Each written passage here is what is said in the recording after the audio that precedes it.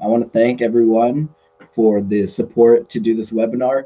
It's something that I'm really, passionate about, and I think in the future, right, all think tanks, all institutes, like all eyes are on what's happening, what's blockchain, and from a regulatory perspective or from even a political perspective, is becoming a big deal. Over the past year and a half, I've grown a bit familiar with institutes, think tanks. I wrote for the Mises Institute. I'm being sponsored by the Institute of Liberal Studies, and obviously, I'm at the Macdonald-Laurier Institute. And my sort of the underlying theme that I'm getting with a think tank is that they're really on the forefront. So I guess what that means is that a think tank, they don't think what's been thought of before. That's redundant. And there's no topic really which I can think of right now that's more on the forefront than cryptocurrency and blockchain technology. So I'm glad that we have a group of experts today, all respective in their own field, who are here to demystify the process. And I'm hoping that this will be really educational for people at MLI and then maybe to the public in the future. So how we're going to do it, I'll give everyone an introduction to our panelists, and then we'll go straight into the questions, and then we can also have questions from the audience. So I'll start with the first person that's here with us today is Marc Lejour. And Marc Lejour is the Vice President leading Capacity and Innovation Readiness at the Information and Communication Technology Council, or ICTC for short. Marc has started his career in the education sector before joining leading IT companies such as Cisco Systems and Consensus. He is teaching about blockchain at George Brown College, and he is one of the organizers of the DeFi Toronto meetup. So thank you, Marc, for being with us. The other person that we have today is Matt Spoke, and Matt is the founder and CEO of Moves, the leading fintech product for gig workers in the US, and is focusing on enabling ownership for gig workers. Previously, Matt and his team launched Aeon, a global cryptocurrency with users in over 100 countries. Aeon was one of the first cryptocurrency projects to launch in Canada. So Marc and Matt, thank you for joining us. Thanks for having us. Yeah, thank you. And the last person who may or may not be with us today is Dr. Lu Chang. And Dr. Chang and I met at a Careers in FinTech conference in May. And so he's been helping along with the project. But if he decides to join, then I'll give him a more formal introduction. So thank you, gentlemen, both for joining me. I appreciate it a lot. Yeah, looking forward to this, Ali. Yeah, so the first question that I had, and this is really, I think, a good first question because it's really about the fundamental of this of technology. Oh, Dr. Chang is here in the nick of time, Superman. Okay, Dr. Chang, thank you for being with us today. Dr. Chang is a postdoctorate research fellow at blockchain at UBC. He earned his PhD in strategic management and organization from the University of Alberta. And currently his research focuses on the adoption of blockchain technology from a business perspective. He has published in several articles, including management journals. He's taught senior undergraduate and MBA students organizational strategy and behavior. He serves as the supervisor of master and MBA students for their research projects and is currently creating educational materials for executives about blockchain and healthcare. And prior to his academic career, he worked as an HR professional in China and Europe. So thank you, Dr. Chang, for being here. And yeah, thank you, Ali, for organizing the event. I look forward to sharing my thoughts with everyone. Not a problem. Thank you. I'm just glad you can be here. So the first question here, which is, I think, the most fundamental question is, what does decentralization mean? Why is it important? And is it really more secure in a blockchain application? And why don't we start with Dr. Chang, and then we'll go to Marc after this. But if Matt or if anyone has any other comments, I like to keep it organic and spontaneous. We can go with that. Sure. So decentralization means two things for me. First, I think from the perspective of governance, decentralization means that we don't have a centralized authority to govern actors in a network anymore. So in a decentralized world, everyone, basically the rules for governance is decided by everyone that is participating in the network. And also the execution of those rules, governance rules, will be conducted by everyone in the network. So that's what decentralization means for me from the perspective of governance.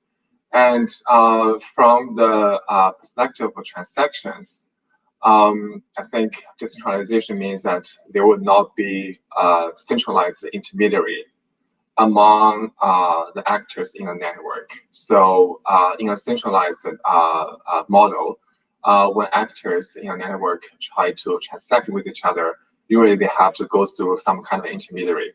So, for example, in the finance industry, that means centralized. That means like a very big bank, or let's say in the real estate market, that means a very powerful real estate agent. But in a decentralized network, actors can just transact with each other peer to peer without going through the intermediary. So I think that's what decentralization means to me. Yeah. Interesting. Yeah. I mean, part of the worries that some people have is it really more decent? Is it really private? Is it really secure? And I guess we'll get to that later. And that's the next order step. But Mark, what are your thoughts on this? Yes. So for more, down to earth perspective here, like there is really a pre-internet and post-internet kind of world, right? In the 50s, 70s, industry was mostly concentrated, a lot of manufacturing, a lot of silo, top-down type of organization.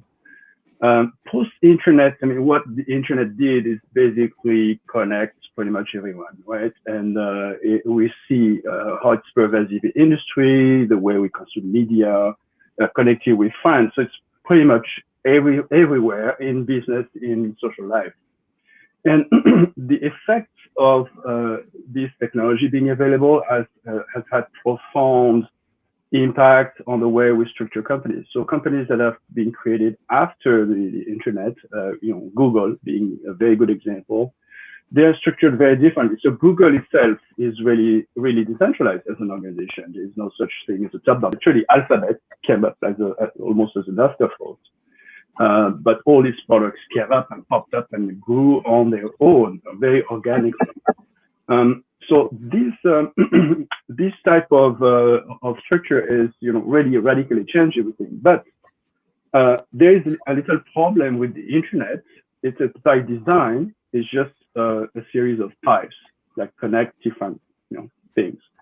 There is no concept of really identity, security, access control, validation of truth or no truth, what is fake, what is true, and forget about value. Like and the internet was designed to transfer bits and that constitute information.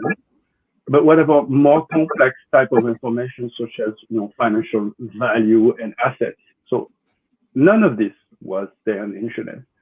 And the apparition of blockchain actually creates a layer on top of the internet that allows to have some sense of ownership, of also distribution of control, so that now we can actually coordinate different actors to make decisions, take consensus, and organize decision-making beyond just sharing information. So decision-making, transfer value, deciding who owns what, when, and how. And it's just the next step of the evolution of the internet from my perspective. Yeah, you communicated that well. Sorry, does anyone want to add on that? Because I think that's a good segue to the next question. Okay, my perspective is right now that when you say that blockchain is an evolution to the internet, it carries similar benefits and similar drawbacks, right? And this is a good segue to the next question, precisely because the next question is that if people are using blockchain and crypto in their everyday lives, it may prevent governments from, what transactions are going on in the economy. How can we regulate monetary policy? And I had a a discussion with Dr. Chang about this maybe a few months ago, and this is just a new application of a century-long debate. How much intervention should there be? And the question is, won't the widespread adoption of blockchain-based financial instruments make economic crises worse, or more difficult to handle at least, by constraining a central bank's ability to respond to changing economic conditions? And I want to frame this particularly in the context of the present, which is we've seen massive central bank intervention since COVID-19 and accelerated adoption of cryptocurrencies. And so won't that accelerated adoption of cryptocurrencies impede a central bank's ability to regulate money supply, interest rates, and all the things needed when a recession occurs? And why don't we start with Matt? Yeah, I think it's a good point. I think there's sort of opportunities and risks associated with this sort of new paradigm. For one, I don't think that we're going to see a departure from nation-based fiat currencies. I think we might see a redesign of what those currencies look like and what they're based on. We've heard some central bankers, including Mark Carney when he was at the Bank of England, talk about the possibility of a backed currency that has sort of underpinning its value a collection of digital commodities, where you could start to see Bitcoin as something analogous to a return to the gold standard, where not necessarily that Bitcoin becomes the instrument of trade, but it might become the basis of value for the instruments that we use for trade. Whether it's Bitcoin, whether it's a basket of digital currencies, we'll see. I don't think governments will let go of their abilities to sort of decide monetary policy and their desires to have national currencies. I do think we're going to see a massive pressure towards those currencies catching up to this new paradigm. I think one of the risks that's sort of introduced in this context, you hear this a lot in the context of what the industry has started to call CBDCs or central bank digital currencies. Most prominently, this is happening. I'd say the lead country right now is China, where the introduction of blockchains as a method to like mint new types of assets and mint new types of currencies also presents a risk of a surveillance state coming out of this. Where today, if you sort of look at the more pure form of commerce happening in cash transactions have as a characteristic the ability to stay anonymous. Nobody knows where your $20 bill is getting spent. And to a certain extent, that provides for a certain amount of commerce that needs to happen. And I think where regulators get where they conflate the issues is they try to present the fact that anonymous transactions inherently mean illicit transactions. And I don't think that that's a fair assessment. I think there's lots of legitimate reasons for you to not want the government to know every time you spend $5 out of your wallet, what did you spend it on? Did you spend it on a pack of gum? Are you buying a pack of cigarettes? Does that mean that your risk of sort of health insurance goes up and your premiums go up because all of a sudden everybody knows that you just bought a pack of cigarettes? I think there's a slippery slope in the surveillance state that we should be aware of, where the very nature of the privacy of some of these assets is a good thing. I think the analogy that has been too often used in the last 5 to 10 years is that cryptocurrencies are sort of like a next generation Visa or MasterCard network, when in reality, I think they're a next generation cash network. It just so happens that the cash is digital and the interactions are very analogous to cash. If I want to give you $20, Ali, that's nobody's business, right? So if I want to give you $20 of Bitcoin, the characteristics should carry over. It shouldn't always be a reported transaction in those circumstances. The other area that I think, particularly these last couple of weeks is really obvious is that, one state's definition of monetary policy and control can go very contrary to what we might consider to be in the best interest of a society. Today, if you're a Chinese citizen who wants to leave China, there are very strict capital controls on what you're allowed to bring with you as you leave the country. In the context of Chinese law, that might be deemed money laundering if you try to leave the country with more than 50,000 US dollars worth of renminbi. In the context of what is good for an individual who happens to be of Chinese descent, maybe that's a positive thing to allow them to cross borders with assets. You look just this past week at what's happening in Afghanistan. you're going to have millions and millions of people without access to leave the country with assets, whether those assets are held in bank accounts, in real estate, and in any type of local investments. All of a sudden, there's going to be this massive set of controls put on sort of the ability for someone to leave with value in their pockets. I think cryptocurrencies are an enormously valuable tool for humanitarian crises from that perspective. So, definitely going to be some challenges when you're thinking about sort of Western democracies and their ability to influence monetary policy. But I think on average, this is going to introduce a lot of positive side effects. Mark, what are your thoughts?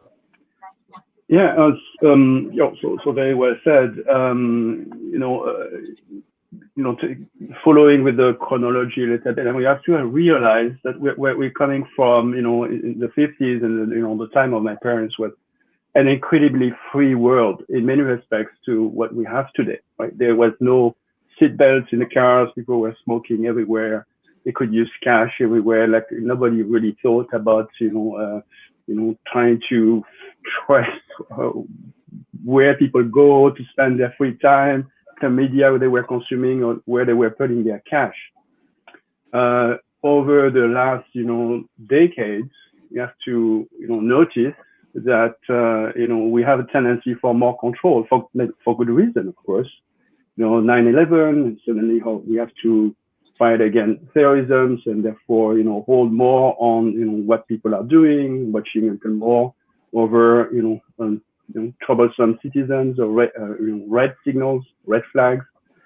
On the cash, obviously, there is always the interest of, the temptation for a lot of control from government, right? To avoid misuse, or to make sure people are paying a fair share of their taxes, or to control policy at the national level. You have to have some kind of control. It's a balance, right? So of course, this new technology, digital technologies, allows us to exert a great degree of control. We can, we all know what happened with Facebook, tracing data, and all these different cases. The question is, we have now that we have a more powerful tool, at a government level, or maybe the international level, is more like ethical. Like, what are we doing with these tools? Because it's a tool, but also the person who's using the tool. It's kind of a duo. You need two to dance in this dance here. And that's what I think we're trying to resolve right now. We're not even there, honestly. If you look at what's happening in the US and the discussion, in Congress, you can see that elected representatives of the people have very poor understanding of crypto, what it does. You don't have a lot of people using crypto. You have, maybe less people that already understand, what it is really, how it works. But the movement has started, to go on the other side, to more understanding of crypto, more understanding of financial literacy, more understanding of the financial system and how it all works. It started in the crisis of 2007, 2008. People already noticed there was something wrong with our financial system. Some banks were deemed too big to fail. Some very weird things. And blockchain and Bitcoin, and blockchain was born at this time, for some reason, because it solves that problem, it aims to solve that problem. Today, we're in the midst of very interesting things, like, if you look at, during COVID and, quantitative easing and monetary policy from the central banks, we should ask ourselves, 10 years after the past crisis, did we learn anything about monetary policy? And if we look at the public debt, has been increasing, in some cases doubling, like in the US. If you look at the debt, the Fed. If you look at, taking the US as an example, it's certainly true for other countries. The inflation in the US is well above monetary policy target of 2% by the central bank. Inflation is there. The central bank, what is it doing? Nothing, right? So it's not following its own policy. So the question, a critical question remains, can we trust the central bank and government authority to manage the financial system carefully, rationally. And that question should certainly remain for a good while for us to decide. But blockchain and crypto in particular, and the community, is there out there to propose solutions to that problem. And it goes for people are saying very extremely that you cannot trust at all, and you should move everything to crypto. To people that have a more balanced view, for example, I know if you look at Mark Cuban and Mr. Wonderful, like two sharks on the Shark Tank, they both said they invested a percentage of their assets in crypto. Not a lot, but some. So it's a spectrum, but it's a definite option out there. It's not going anywhere. It's there to say for sure. I just want to stay on this topic a little bit longer and talk about a central bank digital currency in a bit more detail, and maybe explain to the audience that a central bank digital currency is trying to put on a blockchain a fiat currency, so still inflationary, and allowing a central bank, the concept is helicopter money, to be able to credit everyone's accounts without any without any legislative approval. The central bank can go straight to the people. So we, as individuals, have a personal relationship now with our central bank. So instead of us going, maybe through a government agency to get a stimulus check or something, you'll get a central bank digital currency straight to your phone or your computer or whatever. And I really like your analogy, Mark, of blockchain building on the internet, and your analogy, Matt, of cryptocurrencies being similar to cash rather than like a Visa or MasterCard. And I wanted to follow that up and maybe expand that discussion by saying that, well, the internet, it was supposed to be private, decentralized, right? That's what it was about. I could talk to Dr. Chang or Matt, similar if Matt wanted to give me $20, I could tell him my thoughts on the current political situation over the internet. And it would be anonymous, but of course, then the question is now, has the internet made us more private? And most of us would probably say no. And with the central bank digital currency now being applied in our financial transactions, this really, cash was private, but now is this really more private? Because we saw with the FBI could retrace these transactions. And in China, they expelled the Bitcoin miners, but they weren't saying a no to blockchain technology. They were saying no to decentralized blockchain technology because on the same token, they adopted a central bank digital currency. So still having some application of blockchain, but everyone could view it. So do you guys think, and anyone can chime in, do you guys think that the risks of now blockchain being used and abused by government central banks, do you think we're going to be seeing more of that in the near future? Yeah, I mean, I'm happy to provide my perspective. I think I tweeted about this a couple of weeks ago, and I think intentionally controversial. I think CBDCs have the capability to become the most dangerous tool in the hands of governments in the coming decades. And I say that because I think the tendency is, and it's easy to point to China, but I think this is a tendency of any government. The moment you hand a lever of control to a government, the expectation that they will not use that lever to its full capability, I think, is naive. And so we just need to be able to question. So for one, I would add a lot of skepticism about our abilities in the West, let's say Canada and the US, to actually move with any real speed on this, because we just don't tend to do things quickly. If anything, the impetus will be because the Chinese have sort of set the standard, and the rest of the world will be seeking to catch up. But I would guess that we don't have a meaningful implementation of this in the West for at least 10 years. But I do think that we need to be very wary about how this gets presented. There's going to be a lot of talk about the efficiencies sort of that are made possible by this type of technology. But I think we need to be very, very skeptical of the trade-offs that come with those efficiencies. Because, to my earlier point, the ability for controls to be placed in your wallet become very real, right? The ability to dictate what a dollar can or cannot be spent on become very real, or the ability to have full visibility by some, government bureaucracy into every single financial transaction that you undertake can be very real. And I think it's, the narrative will always be anti-money laundering, anti-terrorist financing, anti-drugs, anti-illicit activities, when the reality is that there's, in most people's lives, there are hundreds, if not thousands, of very legitimate use cases when you don't need everybody to know what you're spending the dollars out of your wallet on. I think it's, there's a certain degree of privacy that we should insist on. So I'm sort of optimistic that there's opportunities there. I think, our central banks and commercial banks in Canada, our central bank and commercial banks in Canada have a long way to go in modernizing their payments infrastructure. Is this a tool that can help them move forward? I hope so. Is this a tool that can add competition to our financial services sector? I hope so. Is this a tool that can be taken too far? Absolutely. And I think as the people, and reality is there's going to be sort of a natural balancing act, because if the government tries to push too far down this path, it will lead to increased adoption of non-governmental digital currencies, right? It'll lead to adoption of Bitcoin. It'll lead to adoption of currencies that are sort of like in existence outside of the realm of government jurisdiction. And so I think it's going to be on them to make sure that they find that right balance, because if they overstep, then we're all going to be, living our lives on Ethereum or Bitcoin in the next decade. But I think there is a way for interesting use cases to come out of central bank digital currencies if done within the right constraints.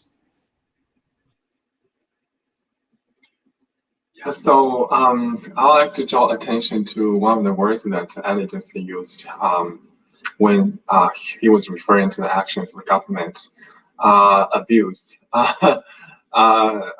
So it's a quite strong word, and I think, but it's a very interesting word because right now there are a lot of discussions about whether government should step into the decentralized world.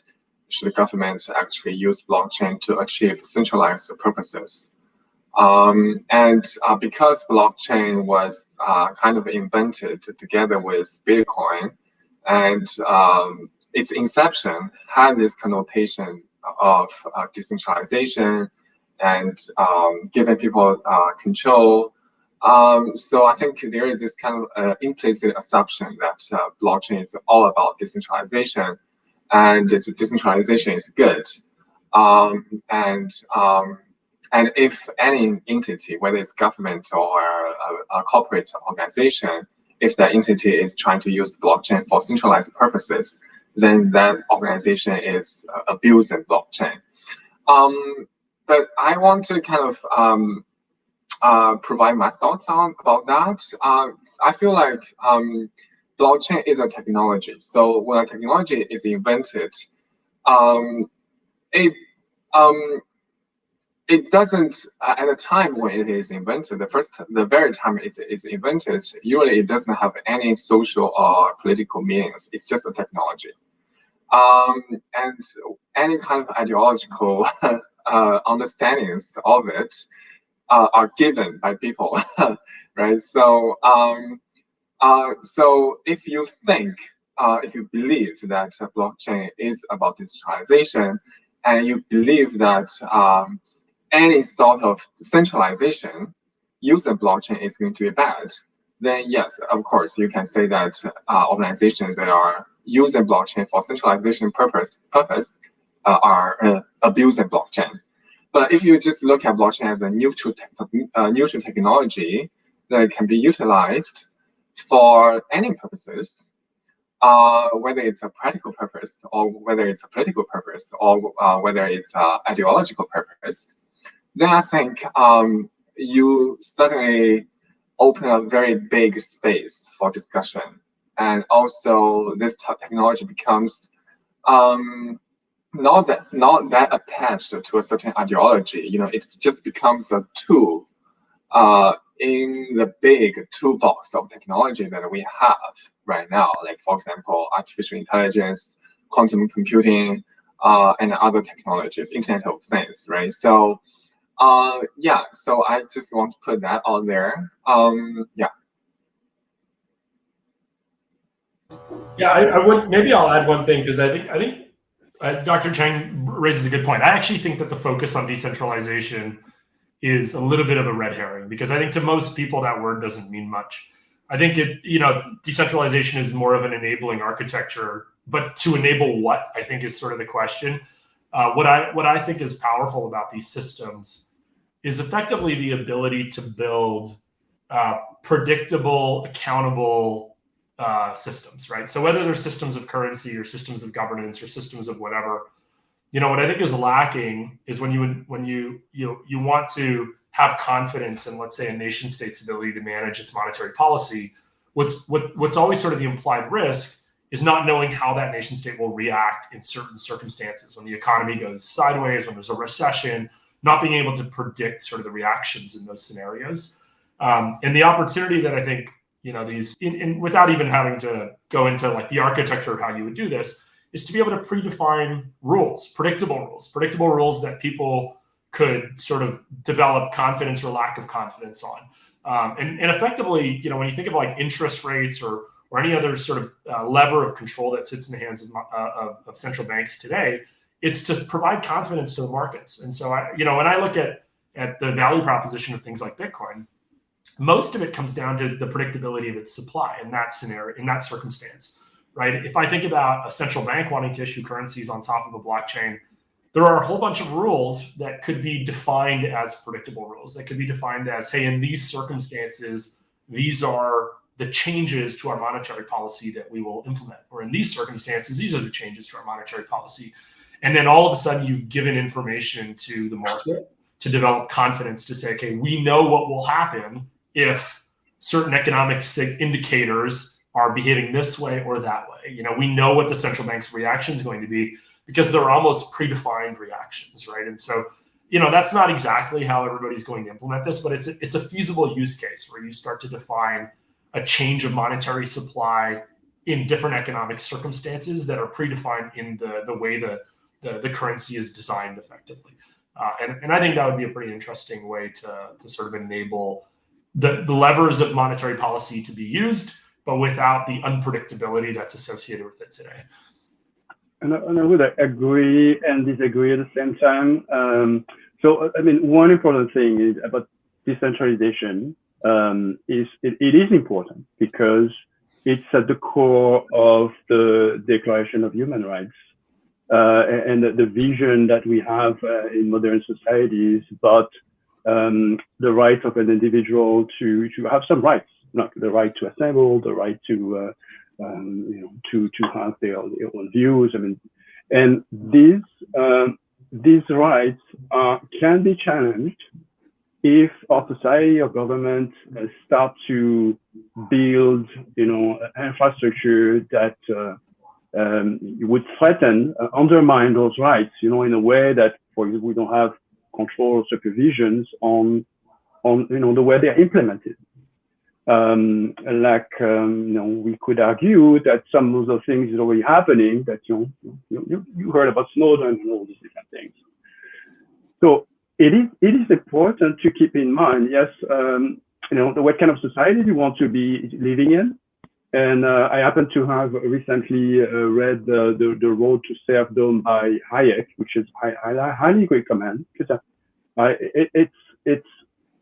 it's really shocking to see that what this Austrian economist wrote around the Second World War, around that time, about the rise of Nazism.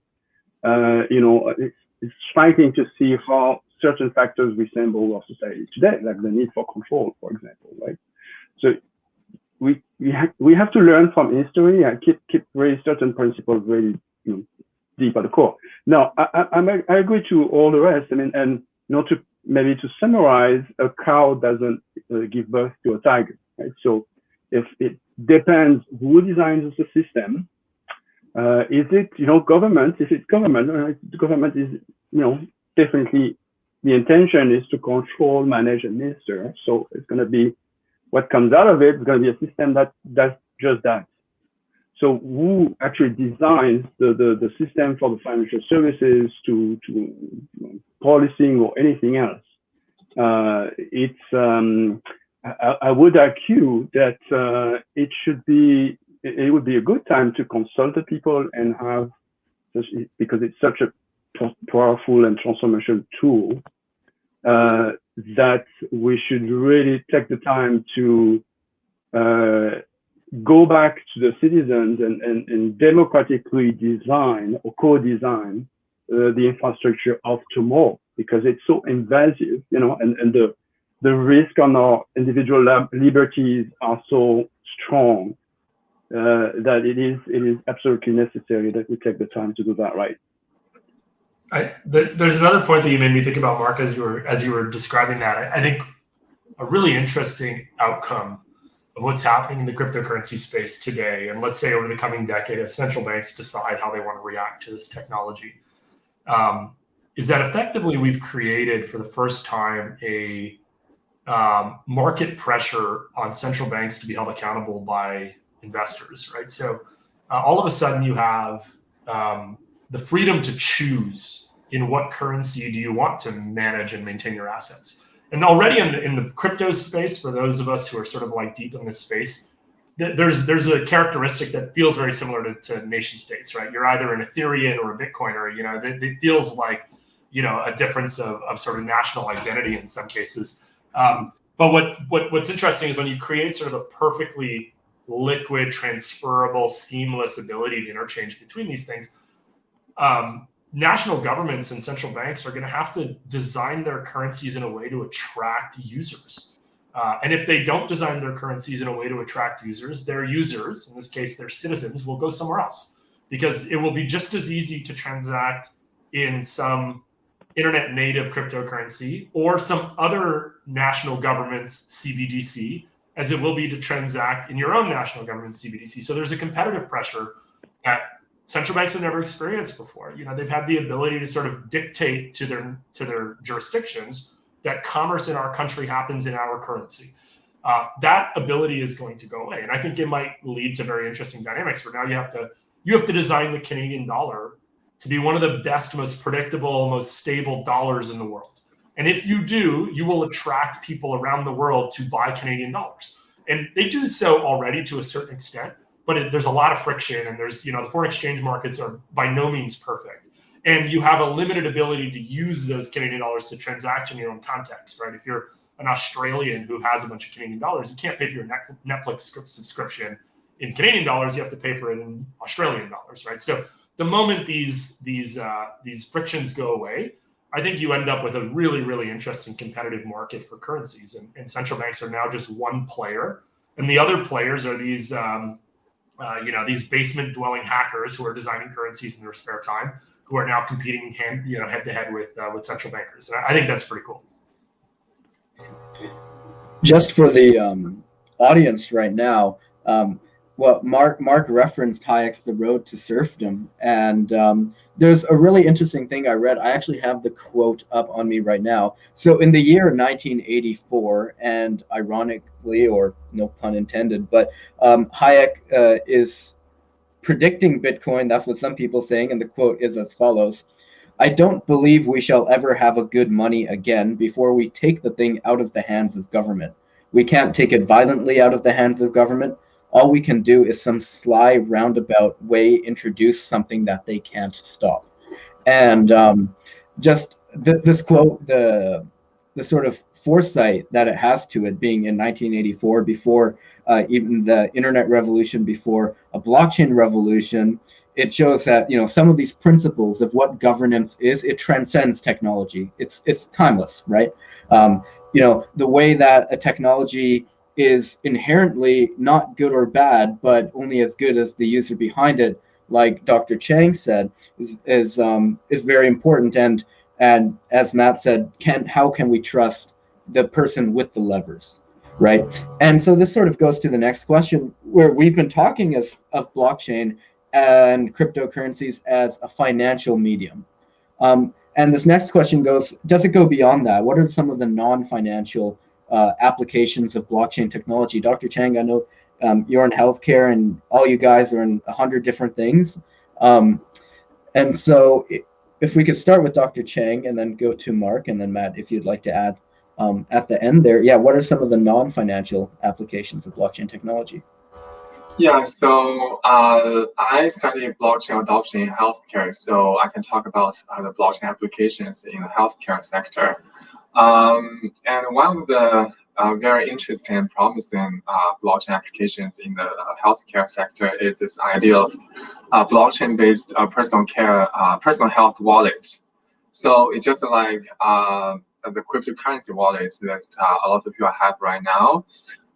In the future, if everyone has a personal health wallet where all your health information can be stored, for example, all your test results, all your medications, and all your doctor visits and your doctor notes are all stored there, then that's a lot of data, right? And so as the owner of that personal health wallet, and the wallet is being connected with all the other nodes in a blockchain, then you will be able to decide what you want to do with the data, right? So, for example, if you move to a different province and you find a new doctor, then you can share your entire medical history with the doctor directly without going through a lot of administrative process that you have to go through right now.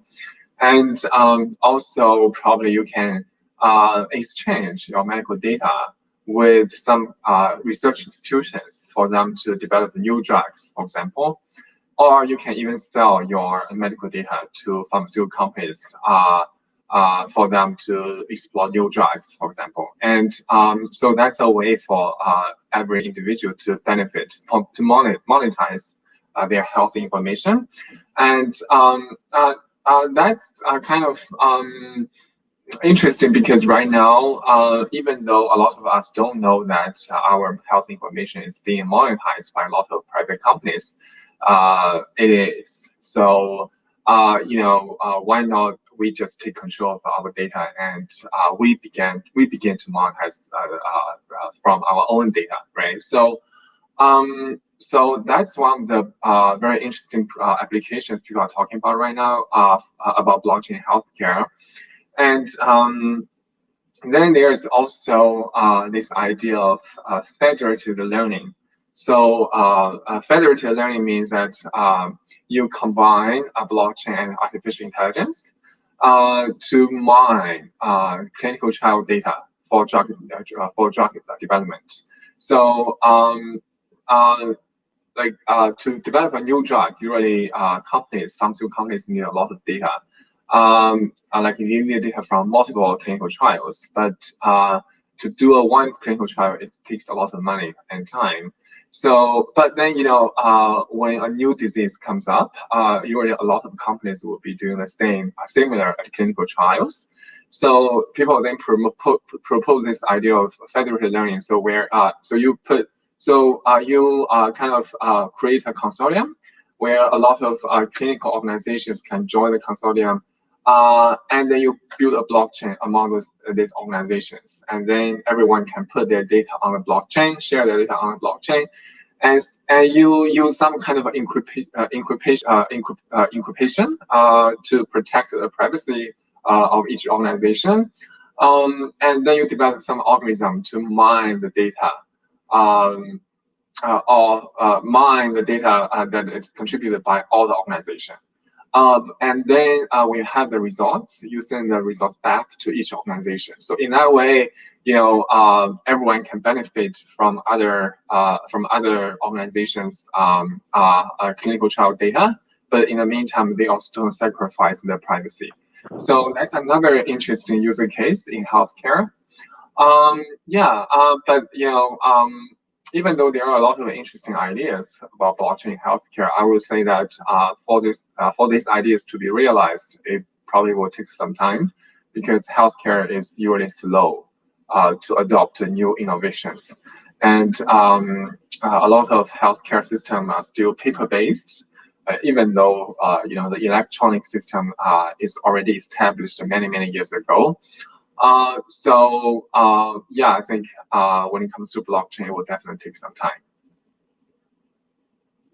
Yeah, so all very good examples, of course. I mean, everywhere there is assets, there is identity, there is truth and secrets to be asserted blockchain can be used, right? It solves a major problem of the internet where you send some information, suddenly everyone can listen to it, copy it, or whatever, right? So you can find applications also in supply chain, like for example, the chain of cold, right? When you move the vaccines, for example, they have to be maintained a certain temperature. But how do you know that, at some point the chain it was not mishandled and left on the parking lot in the sun and without care? You don't know. You see the end result, but blockchain can keep track of all those things happening. The fish also. I mean, it's striking to me that. In Canada, I'm hearing that 50% of the fish that we go and buy is mislabeled. Right? So can you imagine you go and you want to buy a CD from, also some music from AC/DC, and you end up with an album from Celine Dion? I mean, would you find that strange? I mean, no judgment here. I mean, the other way around. But it's it's really bizarre. So the matter of trust. Blockchain can solve. But I'm particularly excited about two applications, which I think only blockchain can really bring convenient solution. One is identity. Right now, identity is a bunch of papers. I mean, even the vaccine card in the US, people get mad because they don't fit in their wallet. It's all paper-based. Can you really trust? There's a lot of fakes. So identity is very tricky. Think about all these passwords we have to maintain on the internet and different authorities of identity. So identity is very interesting to me. The other one is coordination of actors, and blockchain allows to do that in a very elegant way. Like in healthcare, for example, like Dr. Chen was mentioning, you have all these different, your data is basically belongs to different doctors and hospitals, and you're in the middle, and when they want to share information, they have to go through you every time. Why don't you change that and make the information owned by you? So now you can easily share your information with everyone you want. So it's kind of flipping the model, and that's only blockchain allows you to do that. I'm very excited about a project with one of my former colleagues at Consensus, which much more merit than I have, because he was also one of the co-founders of IBM blockchain technology Hyperledger Fabric, John Walpert. So it's a project between Consensus, Microsoft, and EY to work on some kind of middleware that would allow multiple actors. So think about vendors, suppliers that are selling a lot of things beyond each other, but with many of them.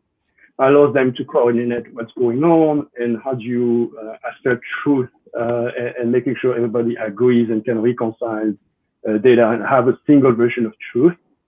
It's called Baseline, and it's not a solution. It's just a design. It's a design pattern, some kind of standard. And initiatives like that gets me really, really interested, because it could take blockchain to another level where it becomes a credible layer to build ready-made enterprise applications and be part of the enterprise application stack. Fascinating examples. The essence between between every example, or what doesn't change no matter the application of blockchain technology, is that it seems to me that it's all about eliminating the middleman when you can do so. And whether this is a financial intermediary like a bank or a central bank, or a healthcare intermediary like an insurance company or the healthcare administrator, there's an efficiency to be gained when you can eliminate the middleman. There's that efficiency if you can do it correctly, right? And so these applications now, it's not just financial and healthcare, but there's a very strong possibility that we'll be seeing this in every aspect of our lives. And people might not realize how soon this may be coming, because it's permeated beyond any single field. It's not just finance or healthcare, right? This is everywhere because the technology itself is so versatile. And I'm looking at the time right now, and I know I said this would take 45 minutes, but we might have audience questions. If any of you need to hop off, please do. I won't be offended. But seeing that the time is up, I think that now is a good time to end. There's a lot of great ideas, and I want to extend, personal thank you so much, Dr. Chang, Mark, and Matt. I appreciate this greatly. Can I just leave like just one thought, just in the context of MLI and I guess the Canadian context, because to Absolutely.